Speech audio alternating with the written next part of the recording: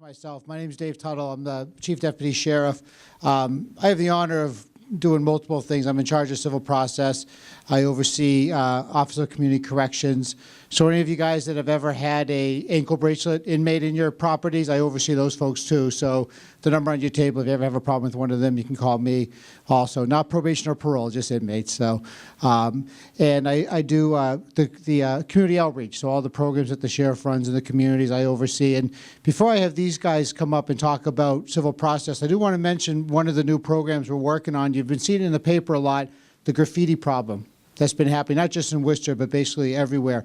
We're in the process of working with the city manager, the Worcester Police, Joe Rurley's office, in trying to come up with some more tools to be available, particularly for property owners. We're in the process of obtaining a graffiti removal vehicle. It's going to be a self-contained unit. It's a flatbed Ford F-150.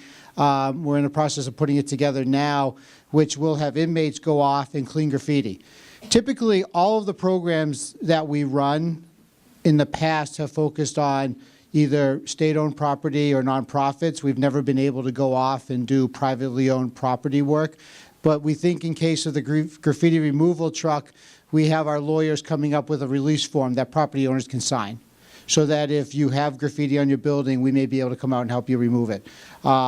We're still going through the protocols of how we're going to handle this. The City of Worcester's been great. We may be using them as the funnel. They have a couple guys that go off and just try to identify the graffiti sites. We're working on the release forms, and then we're working on some protocols. We went to see some of the prototypes of these vehicles, and I'll be honest with you, beat the crap out of wood. So we may not be, if you have a wood house that gets graffiti, we may not be able to help you. So we're trying to work out the protocols and all that.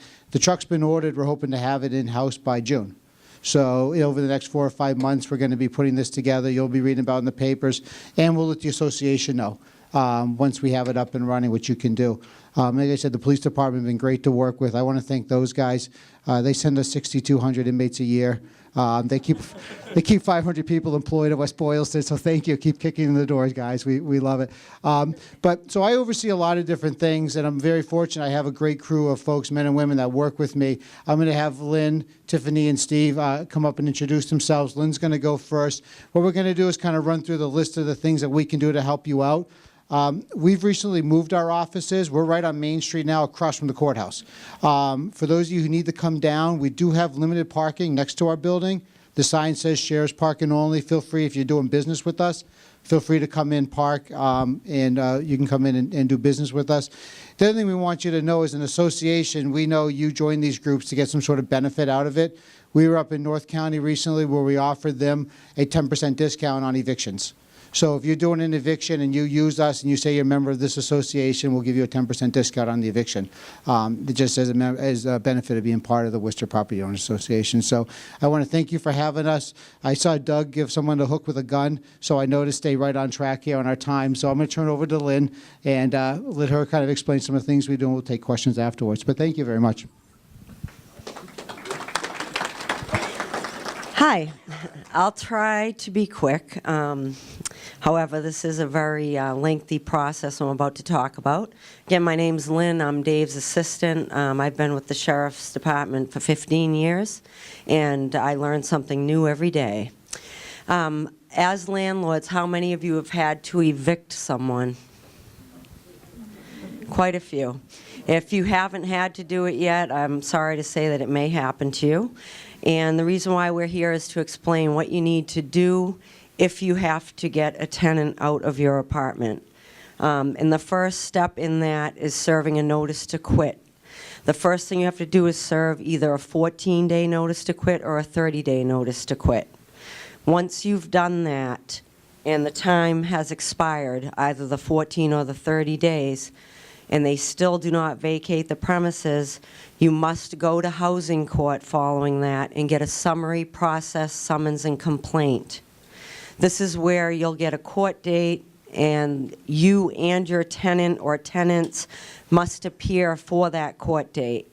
At that time, the judge will either rule in your favor or in the tenant's favor. If he rules in your favor, you'll receive what's called an execution for possession.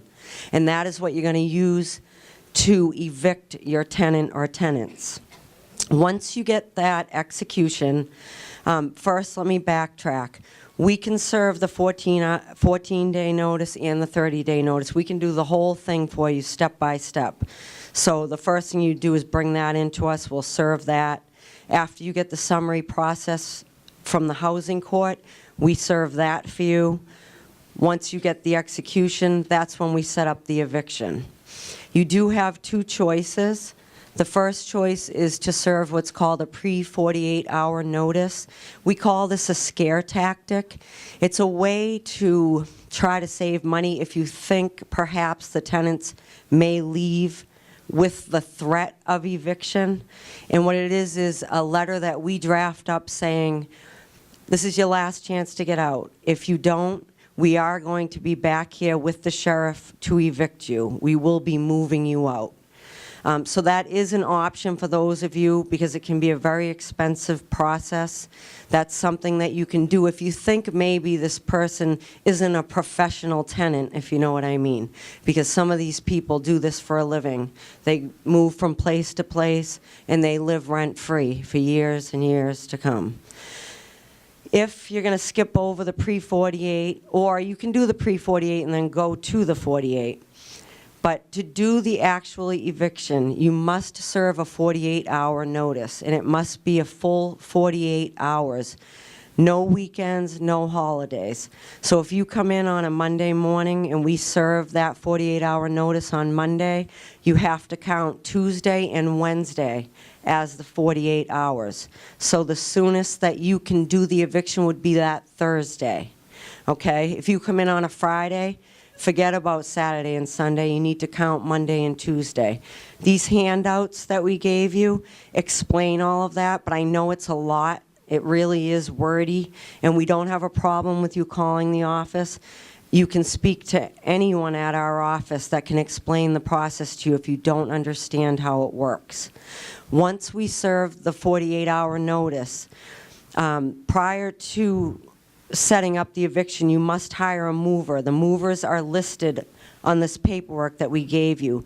They're bonded and insured, and they are approved by the Commonwealth of Mass. You must use one of these movers.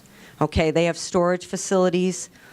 They come, they load everything up, they pack everything up, and they store everything. Okay, so if the tenant doesn't move anything, these movers will store it all for you. Yes, this does all cost money. Once we set up the eviction with you, we serve the 48-hour notice, we notify the tenant of who the mover is, when we're coming in to move them, and a deputy meets you on the morning of the eviction. If the person has not vacated, we ask them to vacate, or we physically remove them depending on the situation. And the deputy stays there all day while the movers pack everything up and move everything out. You must have a locksmith available to change the locks at that point so that the tenants can't come back in at the end of the day. I'm going to check with Tiffany and Steve to see what I've forgotten, because I'm sure there's something that I've forgotten. Good evening, everyone. I'm Tiffany. I work in the civil process office. I deal with the phone calls, the people coming in, things like that. I just wanted to point out that Steve Trottier is the deputy that deals with Worcester. He is in full uniform right now. This is the difference between, you know, a plain person going to serve your tenants, and we have a deputy that serves in full uniform. So it's a little scary to see a deputy knocking on a tenant's door and serving them with documents. We not only do evictions, we do summons and complaints. We serve documents in regards to that. We do capiases. We do executions in regards to making demands on people.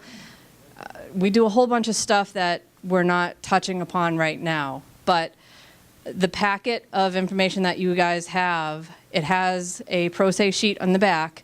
So if you need to bring something to our office, make sure that one of those is filled out. The second thing is you have a informational sheet as to all the other services that we do. Steve Trottier's cell phone number is in there. So if you need to get a hold of him for anything like that, you can call him directly, or you can call the office, and we'd be happy to help you with anything that you guys need done. We do physical arrests in regards to KPSs and things like that, so you have many options when it comes to people owing you money and things like that. Did I forget anything? I just wanted to say hi to everybody. My name is on that paper. If you have any papers that need to be served and you can't get down to the office, feel free to contact me 24 hours a day. I can swing by and pick them up. If you have any questions in regards to a tenant or what the next step in the process would be, feel free to give me a call. I'm not a really good public speaker. I hope you bear with me. But we do a lot of these, and usually, like the girl said, if a uniformed deputy shows up, it's different than a gentleman showing up to serve papers in his car in street clothes. If I show up in a cruiser, I show up in a full uniform, so not only does the tenant that I'm serving sees what's going on, the rest of them in the house see what's going on. So they don't want me there. They say that more than often. Glad you're not here for me. But I'd like to say thank you for having us, and yes, sir. We serve the entire county. We go all the way up to Winchington, all the way down to Millville.